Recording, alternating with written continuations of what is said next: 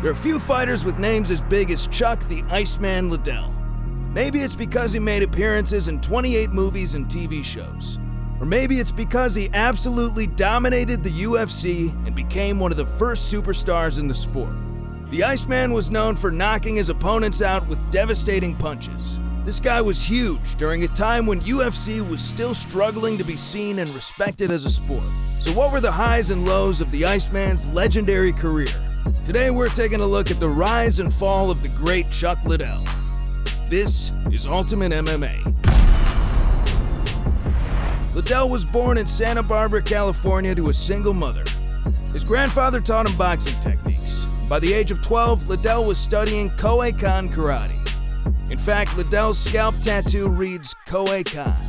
After an amateur kickboxing record of 20 wins and 2 losses, 16 of those wins coming by way of knockout, Liddell would make his UFC debut on May 15, 1998 at UFC 17, Redemption.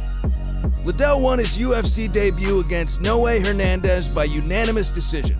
This put the Iceman's foot in the door and set up some of the most brutal knockouts of the time. But first, Liddell would have to lose. Liddell's ground game at this point was a little underdeveloped, so when he went against Jeremy Horn at UFC 19, the Iceman had no idea what hit him. Oh boy, that could be a choke.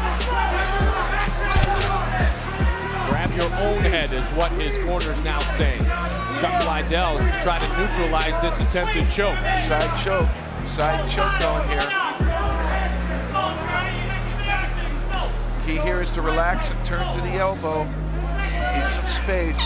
And size and time were on the side right there of Chuck Liddell because he knew that he had to withstand the pressure of that attempted choke. And that's for it. Only a little while. Nope, it's over.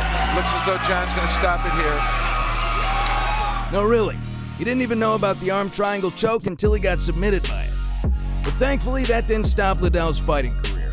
He came back to make a name for himself by knocking out fighters such as Paul Jones, UFC 22. I think you'll agree, but he was able to free the ankle, and now he's in control of it. Paul's in trouble. Yeah. Yes, he is. Paul's in big trouble. Paul is cut, and John McCarthy has stopped the fight. I think he's having a medical stoppage. It's a medical stoppage, fair enough. Kevin Randleman, UFC 31, and Tito Ortiz, UFC 47. It is loud here. Tito covers up. Chuck continues to tee up. Combinations, uppercuts. Chuck looking to handstand, and down goes Tito. Chuck Liddell has knocked down Tito Ortiz. Unbelievable. UFC 31 in particular got people's attention, as the Iceman was a huge underdog against a former champion, Kevin Randleman. He's got serious skills. He's got that. He tries to right. Randleman out. There you go. Exactly as advertised. Liddell throws the punch. He connects. But in the end, Liddell got the knockout and established himself as a title contender. He was also the very first UFC fighter to fight in Pride, knocking out kickboxers such as Guy Mezgar at Pride 14 and Alistair Overeem at Pride FC. Fight after fight, knockout after knockout, Liddell had proved he was ready to fight the champion, Randy Couture. The two had already fought once at UFC 43, where Couture scored a technical knockout against the Iceman. So when Liddell and Couture fought again for the belt at UFC 52, it was truly a test of how Liddell had improved since their last fight. This was also the setup for the first Ultimate Fighter season, with Liddell and Couture coaching. The Ultimate Fighter brought in an explosion of new viewership, selling 3 times their last pay-per-view record. This was the start of the Ultimate Fighting Championship actually making some money. Neither one of them wants that. No, they want it. They want to battle it out.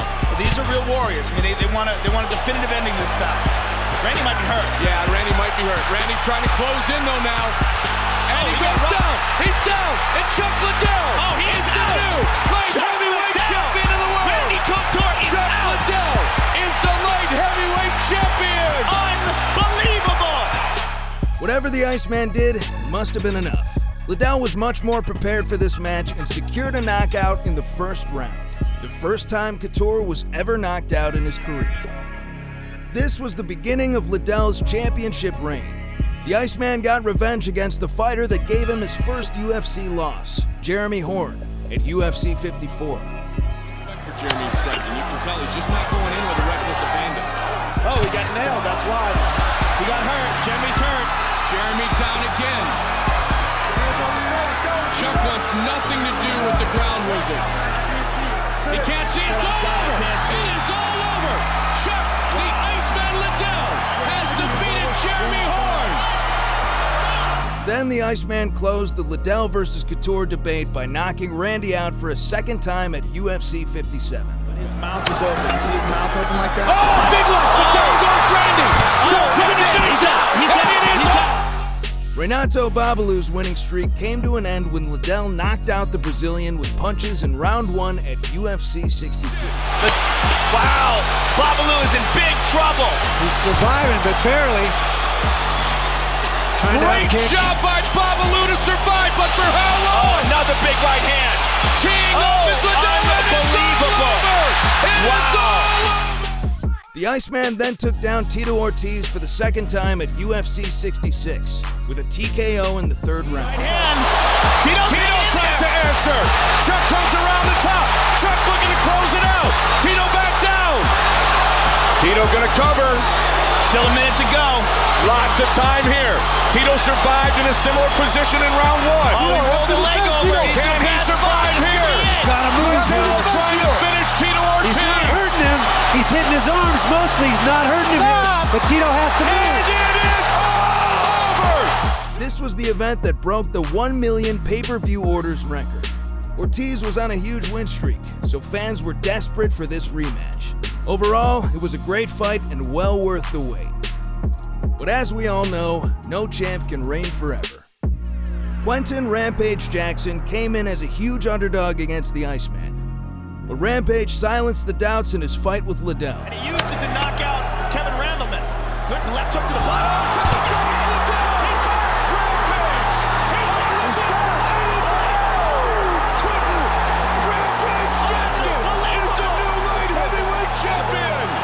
The underdog Jackson knocked out the favorite and light heavyweight champion Liddell in under 2 minutes in a shocking turn of events at UFC 71. While this was the beginning of the end for Liddell's MMA career, the Iceman still had one incredible fight left in him. He finally got to go toe-to-toe with Wanderlei Silva at UFC 79. Here might be the first time for Wanderlei to utilize the clinch in the knees. Good left by Chuck. Chuck pushing forward. Wow, punches. Wanderlei's bleeding. Chuck has opened up Wanderlei Silva. Wow, that is a lot of blood. Right And an away. elbow by Liddell. Whoa! No single person is sitting here inside the Mandalay Bay. It was a brutal 5-round battle that ended with the Iceman taking the win by unanimous decision. The rest of his fights had Liddell getting pretty brutalized and knocked out. Damage Liddell previously was able to absorb now put him on the ground. But honestly, no UFC champ makes it out without some embarrassing losses. Liddell clearly had a passion for the sport, and while some insist he should have retired early, we love to see a champ keep going. Liddell was inducted into the UFC Hall of Fame at UFC's centennial event, UFC 100. We'll always remember his love of MMA, his iron jaw, stylish mohawk, and his incredible career as a fighter and personality. Do you think Chuck Liddell should have retired earlier? Was he really as good as people say he was? Let us know your thoughts in the comments below. If you like this video, be sure to subscribe and check back next time for more of the best from UFC. This is Ultimate MMA.